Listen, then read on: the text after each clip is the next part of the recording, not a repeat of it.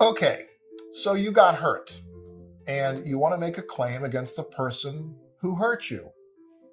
Pick a rear end collision or car accident, or they ran the red light and hit the driver's side of your door and you're like all dizzy and you went to the hospital and the doctor and therapy. And well, what do? You want to make a claim, and that's appropriate. That's what the law says. You're entitled to compensation. But there's a time limit, my friend. Every state has what is called the Statute of Limitations.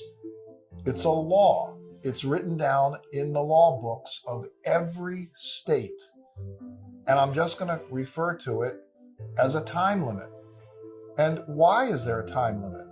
Well, tell me something. How would you feel if I said that, when I was in third grade, my third grade teacher hit me, and now I can no longer, in my whole life, I can no longer hear in my right ear because of my third grade teacher.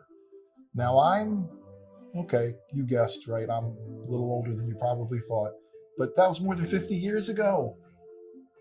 Would it be fair now to make a claim against my third grade teacher 50 years later? Of course not.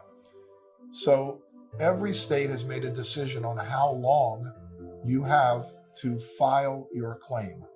And if you don't do it within that time limit, you're out of here, baby. No money, no ticky, no laundry. You just are gone. So Virginia, locally here, is 2 years. Maryland and Washington, D.C., it's 3 years. But don't wait until the last minute. I personally won't take a client if it's within 6 months of that time limit deadline, because there's just too many things to do. Go to an attorney. Doesn't cost anything. Attorneys will be happy to talk to you and explain your rights and explain the time limit.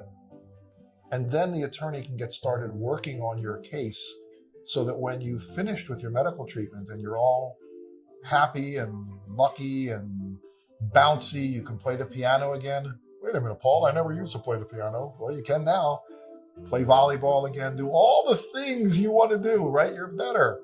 Now it's appropriate to try and resolve your case and get you fair and reasonable and complete compensation. Don't wait.